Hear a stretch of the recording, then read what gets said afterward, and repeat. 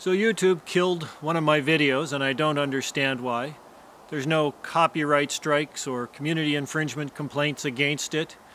They haven't demonetized it. They haven't asked me to delete it. They haven't deleted it themselves. They just stopped showing it to people. It got 100 views in the first couple of hours, and that normally indicates that the video will do well. Well, for my channel anyway. It's not going to be a blockbuster, but it'll do well. Should have. But it just died. And that's odd. It's not like the videos outside what I would normally post on the channel. It's a video of me doing some bush work. I use a winch to drag down a leaning tree, cut it up and drag it away. That's pretty standard. The outro has some political commentary in it. That's not unusual. They do okay. But this one just died. A couple of hours in, it just died.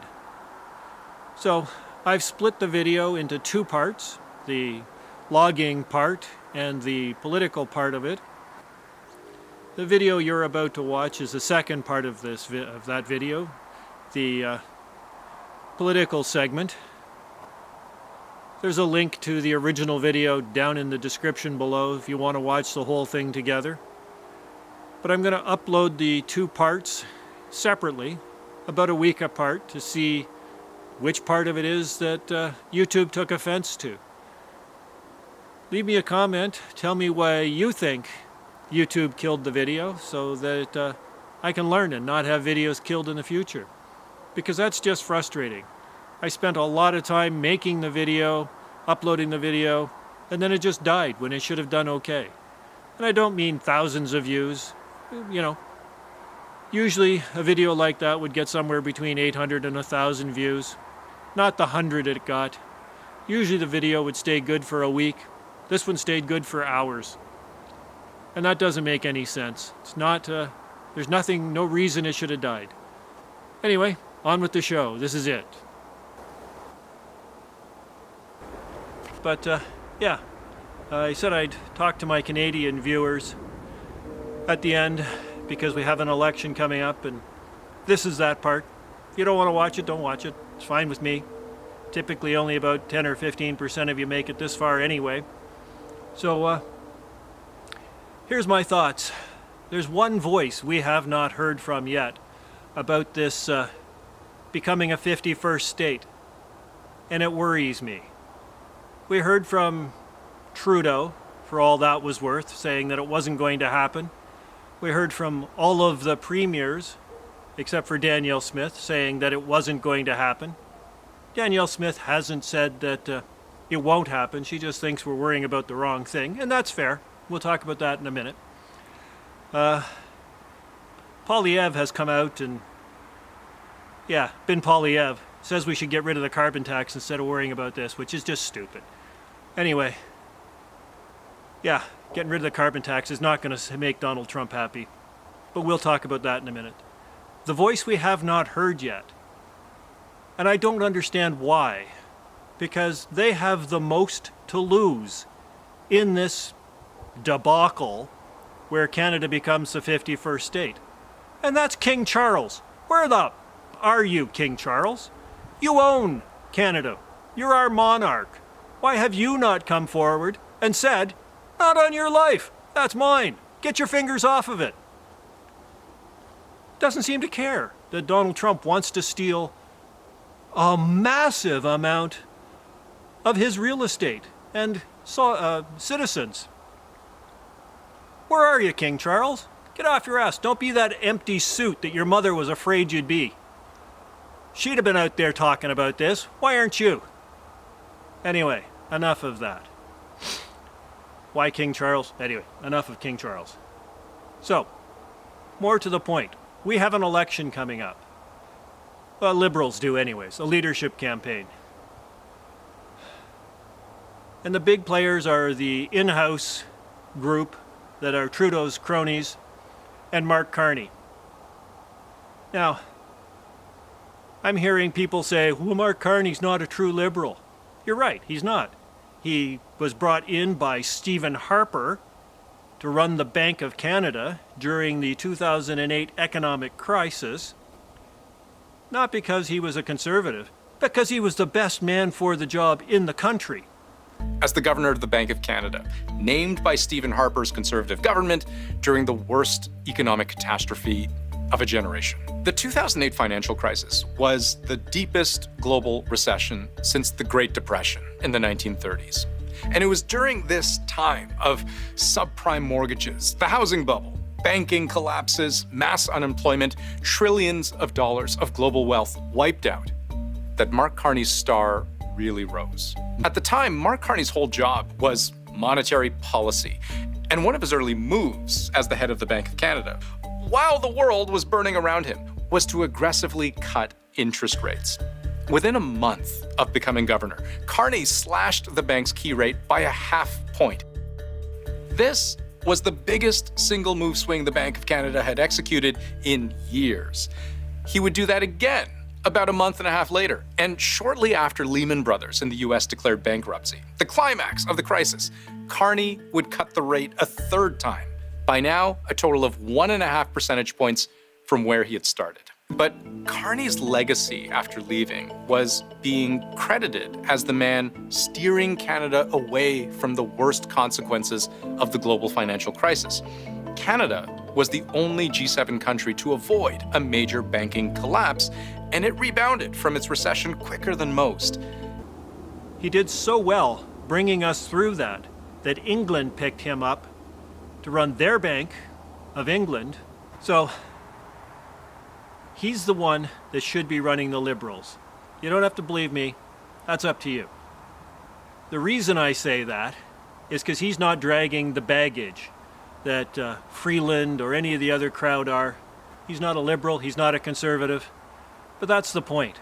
We don't need a Liberal, we don't need a Conservative, we need a Canadian. And on to Poilievre. When we get to the federal election, this is not going to be a federal election about carbon tax. That issue is dead and gone, not because people don't want it or people want it, but because Trump wants Canada.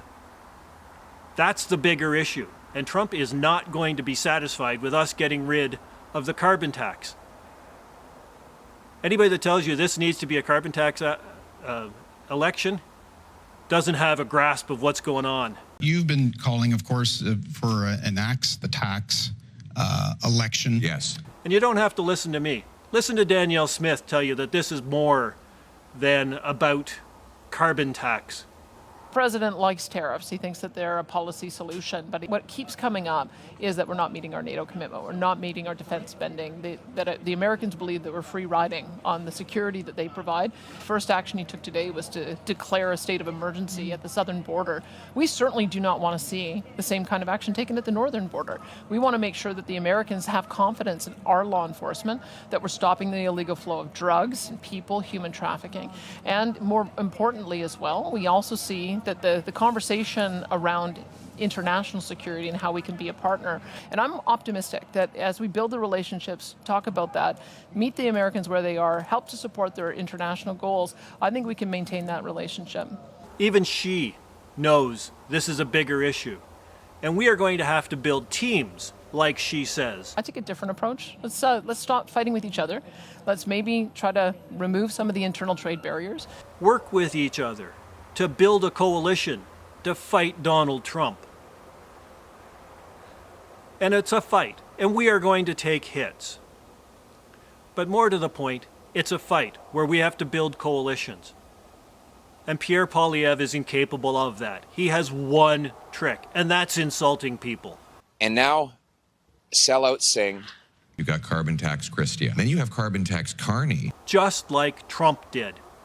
Crazy Bernie. You got a choice between Sleepy Joe and Crazy Bernie. He's using nicknames to degrade those individuals, to set them apart. He will not work with the Liberals. He will not work with the NDP. He will not work with those parties, and we need him to work with that. Whoever's going to lead this country, male or female, Liberal or Conservative or NDP, yeah, that's not going to happen, has to be able to build coalitions to fight Donald Trump's trade war. And that's not Poilievre. I don't care if you like him or hate Trudeau. He can't do the job. It's that simple. He doesn't have the people skills to run a coalition. It'll be his way or the highway, And that's not going to work. You don't get buy-in from the parties in the provinces by calling them names, belittling them, degrading them. That's not going to work for us this time. It has to be someone who can build a team, and that's Mark Carney. He got us through the 2008 economic collapse. He's the one that can do this. He's not tied to any one party. Stephen Harper brought him in as a conservative, and Justin Trudeau has talked to him as a liberal. People trust him economically. He understands the bigger world, and more importantly, he knows the guy that's going to have the final say in whether or not Canada becomes a 51st state. King Charles. Yeah, you think Poilievre is going to be able to get King Charles to say no? Absolutely not. He can't even get in the same room as King Charles. Mark Carney's had lunch with him. Spent weeks working with him. Moves in the same circles as King Charles. Moves in the same circle as our allies in Europe. They trust him, they know him, they can work with him. Poilievre is just going to insult those people. It's got to be Mark Carney. It has to be. That's the only way we get through this as a country. You don't want to be a country, vote for Poilievre. That's just the way it's going to work out. So, anyway, enough of my rant. Mark Carney's my candidate, not just for the Liberals, but for Prime Minister. You don't like it? Yeah, that's that whole FAFO thing that the Americans are finding out with $12 eggs. Yeah, and price of coffee going up. Anyway, enough about those people. Hope you enjoyed the video. Hope you don't mind the politics. Sorry for rambling. You can pick who you want. We'll live with the consequences, either as Americans or as Canadians. I'd rather live as a Canadian. But, you know, it's a fight. There'll be blows thrown and received. And even with John Wick, when you watch John Wick movies, or the Avenger movies, or any of those, the hero doesn't get out of it without taking a shot. Everybody gets a punch, and it hurts. Yeah. We're going to lose stuff, we're going to hurt, it's going to hurt, but if we're going to come out the other side, we got to be ready to accept the blows and hit blows. So, that's what happens in a war zone. And, you know, Trump's declared a war. And if you don't believe me, look what happened to Colombia. So, anyway, leave me a link, leave me a subscribe, or unsubscribe, whatever. We'll talk to you later. Bye.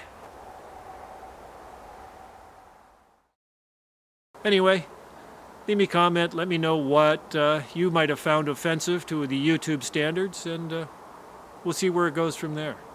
I need to learn.